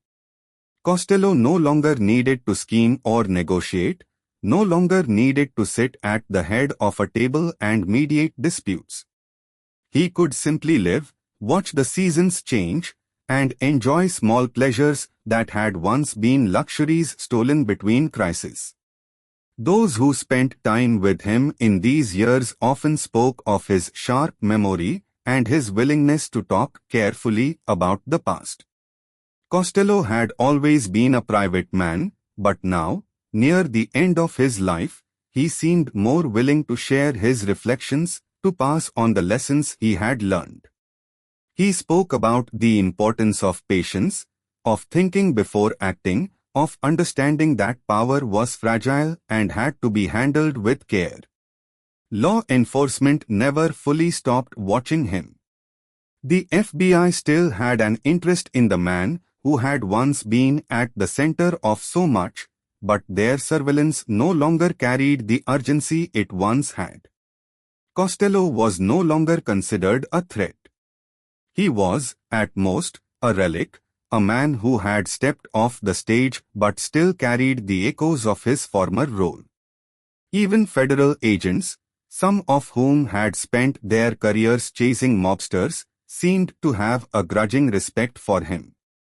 There was a sense that Costello represented a different kind of underworld, one that was more controlled, less chaotic, perhaps even more civilized. In public, Costello was occasionally recognized, though younger New Yorkers often knew his name only from old headlines or whispered stories from older relatives. When asked about his past, he neither bragged nor apologized. He was direct but understated, as if to remind people that he had always been more interested in results than in theatrics. The 1970s were a turbulent time for organized crime. Federal prosecutors had begun using new legal tools, particularly the Racketeer Influenced and Corrupt Organizations Act, RICO, to target entire crime families, and one by one, major figures were sent to prison. Costello watched from a distance as the empire he had helped build faced its greatest test. The commission still existed, but it was under more pressure than ever. In private, Costello may have taken some satisfaction in knowing that he had left the life before the walls began to truly close in. On 18th February 1973, Frank Costello's long journey came to an end. He died quietly of a heart attack in his Manhattan home at the age of 82. There was no violent final, no last stand, no sensational headline announcing a mob hit. He passed away peacefully, surrounded not by soldiers or police, but by the quiet of the apartment he had called home. In death, as in life, he had managed to avoid the fate that claimed so many of his peers. News of his passing was met with a mix of nostalgia and fascination. Newspapers reported it as the end of an era, noting that one of the last great figures of the old mafia had finally gone. To the public, Costello remained a paradox, the gentleman gangster, the man who had stood before the nation's cameras and let his hands tell his story, the boss who had stepped away rather than plunge his city into war. His funeral was attended by a mix of family, friends, and a quiet contingent of men from the underworld who came to pay their respects. There were no dramatic displays, no lavish processions, just a dignified farewell. Those who knew him best understood that this was exactly how Costello would have wanted it: understated, controlled, free of spectacle. In the years that followed, Costello's legend only grew. Writers, historians, and true crime enthusiasts continued to debate his role in shaping organized crime. Some saw him as a criminal genius who kept the mafia profitable and stable for decades. Others viewed him as a symbol of corruption, a man who blurred the line between government and gangland. But all agreed that he had been unique, a figure unlike any other in the history of the American underworld. The final years of Costello's life are perhaps the most telling part of his story. In a world where so many mobsters ended up gunned down in the streets or forgotten behind prison walls, he had managed to walk away with his life, his freedom, and his fortune. It was a testament to the philosophy that had guided him for so long, that power, when used wisely, could be a shield as much as a sword. Even today, the image of Frank Costello lingers, the man in the elegant suit, speaking softly, convincing dangerous men to lay down their arms, keeping the machine running without blood staining the floor. His death did not erase that image. If anything, it made it clearer, like the last brushstroke on a long and complicated portrait. Frank Costello's life had been a long balancing act, and in the end, he had crossed the tightrope successfully. The Prime Minister had stepped off the stage, leaving behind a legacy of calm in a world built on chaos. To understand Frank Costello fully, one must look beyond the titles, beyond the headlines that called him the Prime Minister of the Underworld, and into the daily rhythms of his life, the quiet habits, the small routines, the choices that revealed the man behind the myth. For all his power, Costello was not a figure who lived loudly. He preferred refinement over ostentation, order over chaos, and subtlety over spectacle. It was in these quieter details that his personality came alive. Costello's appearance was one of his signatures. He was always impeccably dressed, favoring tailored suits that fit perfectly, crisp shirts, polished shoes, and understated ties. He did not dress to flaunt wealth, but to project dignity and seriousness. Even in retirement, when he no longer needed to command rooms full of gangsters or politicians, he maintained this standard. Those who visited him in his later years noted that he would not receive guests in casual clothes. He believed in presenting himself well at all times. This attention to detail sent a message: here was a man who valued discipline, who expected to be taken seriously. His speech was another marker of who he was. Costello worked hard as a young man to lose his Italian accent, practicing until his English sounded smooth and natural. This gave him an edge when dealing with politicians, lawyers, and businessmen who might otherwise have dismissed him as just another immigrant tough. He spoke softly, rarely raising his voice, but people listened when he talked. His words were chosen carefully, measured for effect. Associates often remarked that he could deliver a rebuke without ever sounding threatening, a skill that was perhaps more powerful than shouting or cursing could ever be. Costello also had a love of good food and fine drink. He was known to enjoy a well-prepared meal, whether at a favorite New York restaurant or at home with friends. Whiskey was his drink of choice, usually taken in moderation, savored slowly. Meals with Costello were not rushed affairs, but occasion for conversation, for connection.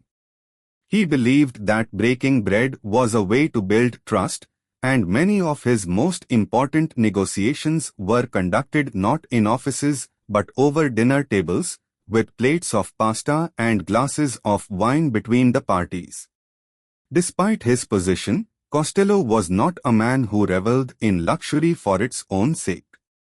He lived well, yes, in a comfortable apartment, and later in a country home, but he avoided the flashy excesses that characterized some of his contemporaries. There were no fleets of exotic cars, no gold-plated cigars, no lavish parties designed to show off wealth. Costello's pleasures were quieter, a good suit, a good meal, a night spent talking with close friends. He also kept a disciplined routine. Even when retired, he was an early riser, preferring to start the day calmly rather than in haste. Mornings might find him reading the newspaper, sipping coffee, keeping up with current events. For all his time in the underworld, Costello was deeply interested in politics and the broader world. He liked to know what was happening beyond the mafia, understanding that wider social and economic currents could affect the business he had once helped guide. Another side of Costello that many found surprising was his sense of humor. He was not a man given to boisterous laughter, but he appreciated wit, clever remarks, and quiet jokes. Even the assassination attempt that nearly claimed his life became the subject of a grimly humorous remark from him later, when he said it felt like a mosquito bite. This ability to find levity, even in moments of great danger, reflected the composure that defined him. Costello was also a creature of habit when it came to his social circle. He kept it small, surrounding himself only with those he trusted completely. Loyalty was paramount, and he valued relationships that had stood the test of time. Friends described him as generous, willing to help those close to him, but also as a man who expected loyalty in return. Betrayal was not tolerated, and though he rarely resorted to personal threats, people knew better than to cross him. Perhaps one of the most striking things about Costello was the way he carried his past. He did not deny who he was or what he had done, but neither did he brag about it. He was not the type to regale listeners with bloody tales of gangland exploits. Instead, he spoke about decisions, about strategy, about lessons learned. To those willing to listen, he offered a kind of quiet mentorship, explaining the importance of patience, of keeping one's head when others were losing theirs. Visitors to his home in retirement often found it surprisingly modest for a man of his means. It was tastefully decorated, comfortable, but not ostentatious. He kept his surroundings tidy, another sign of his preference for order. Even his personal office, where he would sometimes receive guests, was organized, with papers neatly stacked and books carefully arranged. It was the space of a man who believed in keeping things in their proper place, a reflection, perhaps, of the way he tried to keep the world itself in order during his reign. Costello's personality, when seen up close, was a study in contrasts. He was warm but reserved, charming but guarded, powerful but understated. There was a gravity to him, a sense that he was always thinking a few steps ahead, always considering what came next. People who met him often remarked that they felt both at ease and slightly on edge in his presence, as if they were in the company of someone who could change their life with a word. Even in old age, when the danger had passed and the throne had long been surrendered, Costello retained this aura. Neighbors and casual acquaintances might have seen just an older gentleman in a nice suit, but those who knew his story understood that they were looking at one of the last great figures of an era that had defined the American underworld. In the end, it was these habits, these small rituals, that kept Frank Costello grounded. They were the framework that allowed him to navigate a life that could easily have spiraled into chaos. They reminded him, perhaps, that power was not just about making headlines or winning wars. It was about carrying oneself with dignity, about surviving with one's sense of self intact. When Frank Costello stepped away from the front lines of organized crime, he left behind more than just an empty chair at the commission table. He left behind an idea that the underworld could be something more than a loose network of thugs and killers. Costello had spent decades proving that brains could rule where bullets only brought chaos. His quiet, diplomatic style became a model, consciously or unconsciously, for a generation of mafia leaders who came after him. His legacy was not written in blood but in the stability he helped create, a stability that allowed organized crime to flourish for years beyond his active participation. Costello's greatest contribution was the concept of order. In a world where violence had once been the default solution to disputes, he showed that it was possible to run things like a business. The commission, which he helped shape and guide, was his crowning achievement. It turned the mafia into something almost corporate, a governing council that could mediate disagreements, allocate territories, and create a sense of unity across families that had once been at each other's throats. Even after his retirement, the structure he had helped build endured, continuing to influence how organized crime operated for decades. Other bosses took notice. Carlo Gambino, who rose to power in the 1960s and is often remembered as one of the most cunning and successful mafia leaders, followed a path remarkably similar to Costello's. Gambino, too, avoided the limelight, kept violence to a minimum and focused on making money quietly. Many historians argue that Gambino's long and prosperous reign was possible only because Costello had laid the groundwork for a style of leadership that prized discretion and diplomacy. Costello also left a mark on the way the mafia interacted with politics. He had perfected the art of building relationships with elected officials, police captains, and judges, not through overt threats but through favors, campaign contributions, and quiet influence. This kind of political reach kept organized crime insulated from total collapse even when law enforcement pressure mounted. It was a lesson that future mob leaders would not forget: to survive, one must have friends in high places. Even the FBI, which had once seen Costello as a prime target, came to view him with a kind of reluctant respect. He was not a reckless warlord like some of his contemporaries.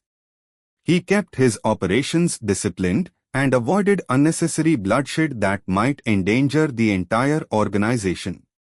To agents tasked with dismantling the mafia, Costello was a frustrating adversary, too careful to leave obvious evidence, too cautious to create the kind of public scandals that made prosecutions easy.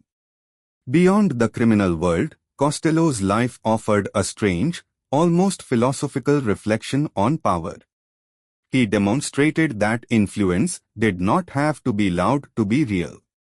His ability to control situations with a calm word, a handshake, or a discreet phone call made him seem less like a gangster and more like a politician, which was precisely why the press dubbed him the Prime Minister of the Underworld. That title was not just a nickname, it was an acknowledgement that Costello had elevated his role above that of the typical mob boss. His story also offered lessons about restraint. In a time when many mobsters sought glory through headline-grabbing violence, Costello taught that discretion was the key to longevity. The fact that he lived to an old age, dying quietly in his home rather than in a hail of gunfire, stands as proof that his method worked. For many in the mafia, this was a powerful message. Those who lived by the gun often died by it, but those who learned to think, to compromise, and to keep the peace could not only survive but thrive. Costello's legacy was not without controversy. Some critics argue that his brand of diplomacy simply made organized crime more efficient and more dangerous, allowing it to burrow deeper into the political and economic life of the country. By smoothing over conflicts and keeping the machinery of crime running, he may have prolonged its influence far beyond what it might have been otherwise. But to Costello, this was precisely the point to ensure that the organization survived and prospered. For historians, Frank Costello remains one of the most fascinating figures in mafia history precisely because he was so unlike the stereotype. He did not seek to terrify the public. He did not crave headlines. He did not see violence as proof of strength. Instead, he understood that the true measure of power was the ability to get what you wanted without having to show your hand. In this way, his impact extended beyond organized crime, offering insights into the nature of leadership itself. Even today, when scholars write about the evolution of the American mafia, Costello is seen as a turning point, the man who helped drag it out of its bloody adolescence and into a more mature, organized, and sustainable form. His tenure as the Commission's guiding voice marked the height of what many consider the golden age of the mafia, when profits were high, wars were rare, and law enforcement was still learning how to respond. Costello's story has inspired books, documentaries, and dramatizations, each trying to capture the paradox of a man who could be both a criminal mastermind and a figure of elegance. His hands, forever remembered from the Kefauver hearings, became a symbol of this paradox, powerful enough to move the levers of the underworld, yet steady, controlled, almost delicate. In the end, Frank Costello's legacy is not just about crime, it is about the art of staying alive in a world designed to consume those who rise too high. He proved that survival was not just a matter of luck but of strategy, of knowing when to step forward and when to step back, when to speak and when to remain silent. The mafia of later years would face crisis, betrayals, and federal crackdowns that Costello could not have foreseen, but the blueprint he left behind of diplomacy, of alliances, of quiet power remained a guiding light for those who sought to rule intelligently. The Prime Minister may have stepped away from the throne, but his shadow still stretched long over the organization he helped shape. In every negotiation that avoided bloodshed, in every alliance forged for profit rather than pride, in every boss who chose discretion over spectacle, Frank Costello's influence could still be felt. Looking back on the arc of Frank Costello's life, it is impossible not to find lessons hidden between the shadows.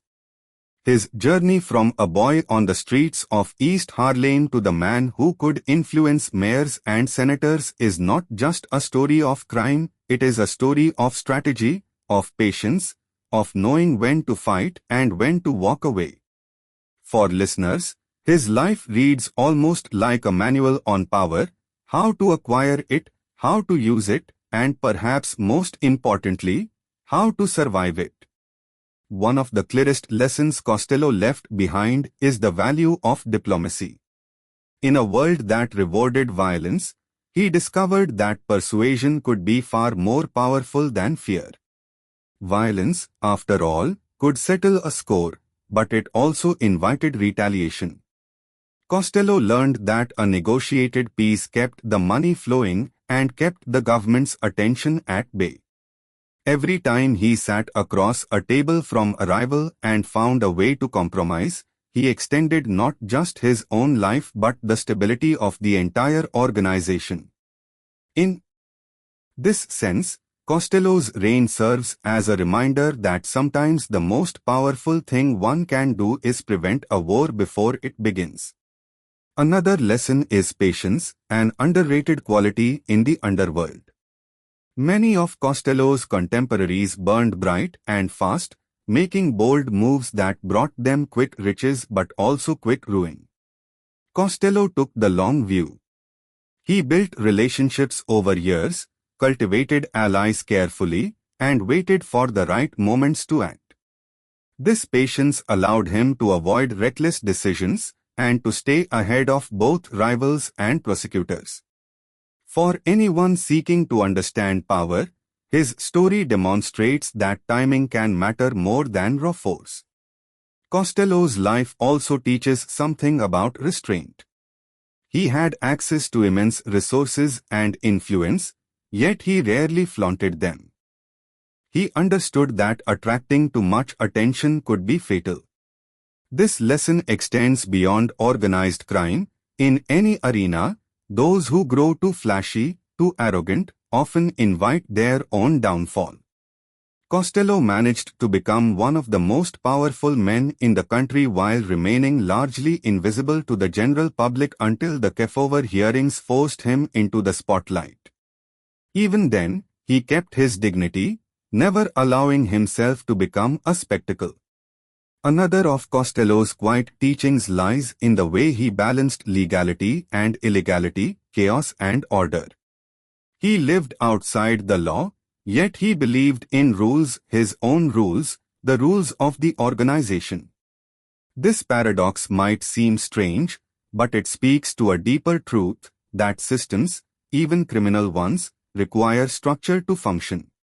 Costello upheld that structure, using his influence to stop pointless killings, to settle disputes through the commission, to remind the families that the ultimate goal was profit, not destruction. In doing so, he left behind an example of how even in dark places, order can exist and thrive. There is also something to be said for Costello's ability to adapt. When prohibition ended, he pivoted to gambling and built a new empire. When politicians turned against him, he built new alliances. When an assassin's bullet nearly ended his life, he chose to step away rather than retaliate. These decisions were not made out of fear but out of pragmatism. Costello knew that survival depended on changing with the times, on letting go of what no longer worked. In a way, his entire life was an exercise in adaptation, a lesson in how to bend without breaking. Costello's life is also a meditation on legacy. He had no interest in being remembered as a butcher or a tyrant. Instead, he seemed to want to be remembered as a man who brought order, who made the underworld work more like a business and less like a battlefield. Whether one sees that as admirable or dangerous, there is no denying that he succeeded. His era was one of relative stability, and many who lived through it considered it a golden age not because crime was good, but because it was organized, predictable, almost governed. For those listening in the quiet of night, there is a deeper, more universal lesson in Costello's story, the importance of knowing when to let go. Many men in his position would have fought to the bitter end, clinging to power until they were dragged out or shot down. Costello did something different. He chose to step back to live. In doing so, he bought himself another 15 years of peace, years in which he could reflect, relax, and enjoy the simple pleasures of life. There is wisdom in that choice, the wisdom to value time over pride, life over glory. Perhaps the most haunting lesson comes from the fact that Costello never pretended to be something he wasn't. He did not play the victim, did not claim to be misunderstood. He accepted that he had lived a criminal life, that he had broken laws and profited from vice, but he also seemed to believe that he had done it with a certain code of honor. Whether one agrees with that moral framework or not, there is something compelling about a man who owns his choices without excuses. In the end, Frank Costello's life was not about the rise and fall of a gangster in the traditional sense. It was about the delicate balance between ambition and caution, between power and survival. His lessons resonate far beyond the world of organized crime. They are lessons about human nature, about the way power works in any system, about the cost of pride and the value of peace. And as listeners drift deeper into this story, they may find themselves considering their own lives, the moments when they could have chosen war but chose peace, the times they rushed into something instead of waiting, the occasion when stepping back might have been the wiser choice. That is the quiet gift of Costello's story. It invites reflection, turning the drama of the underworld into something that feels deeply human, even strangely comforting.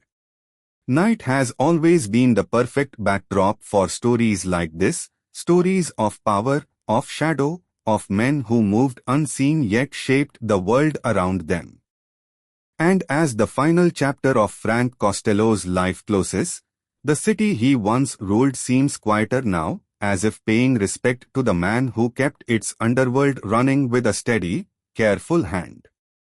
Somewhere beyond the window, the hum of New York continues, cars rolling slowly down wet streets, distant horns echoing, the soft rhythm of a sleepless city, but in the mind's eye, the figure of Frank Costello is stepping back into the darkness, leaving behind a world that will never be quite the same.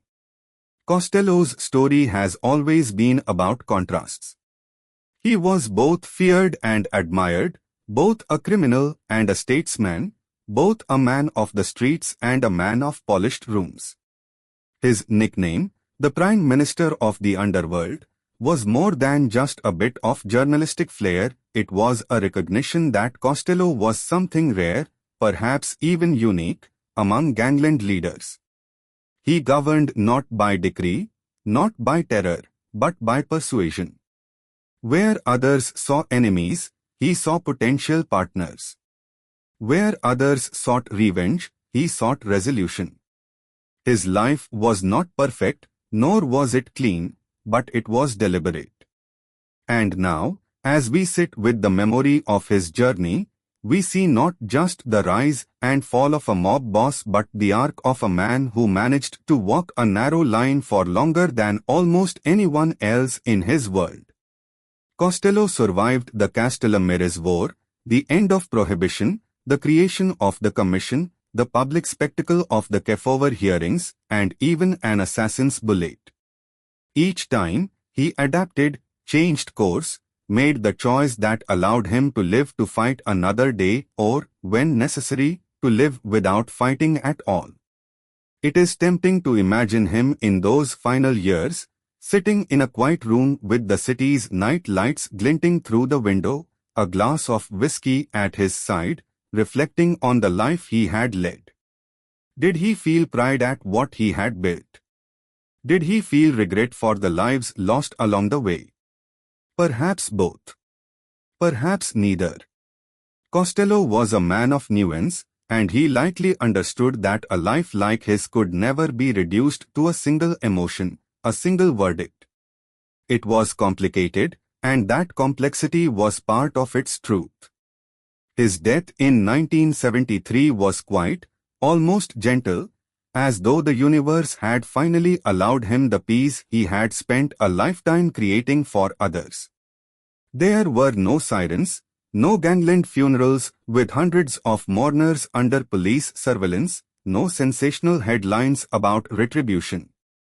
Just the end of a long, improbable journey, a man who had once been the most powerful figure in the American underworld slipping away with dignity intact.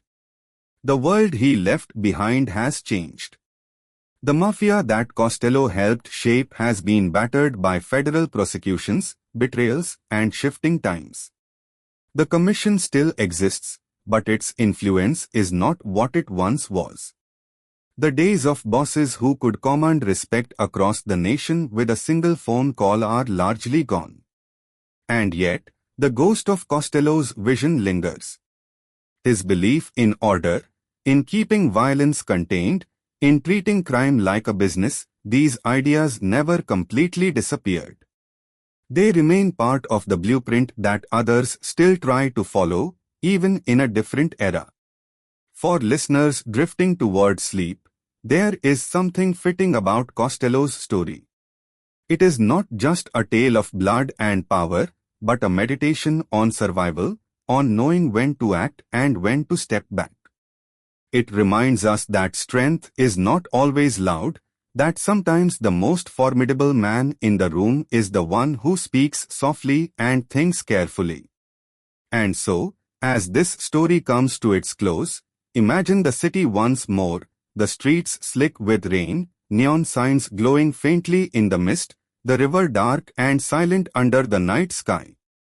Somewhere in that city, in memory if not in fact, Frank Costello walks one last time through the lobby of his building, nods to the doorman, and disappears into the elevator, leaving behind a trail of history that others will follow but few will ever match. The night deepens. The city exhales. And the Prime Minister of the Underworld takes his final bow, his shadow blending into the very fabric of New York. The story ends not with a gunshot but with a whisper, the kind that lingers long after the last word is spoken, reminding us that some legacies do not vanish, they simply fade into the dark, becoming part of the city itself.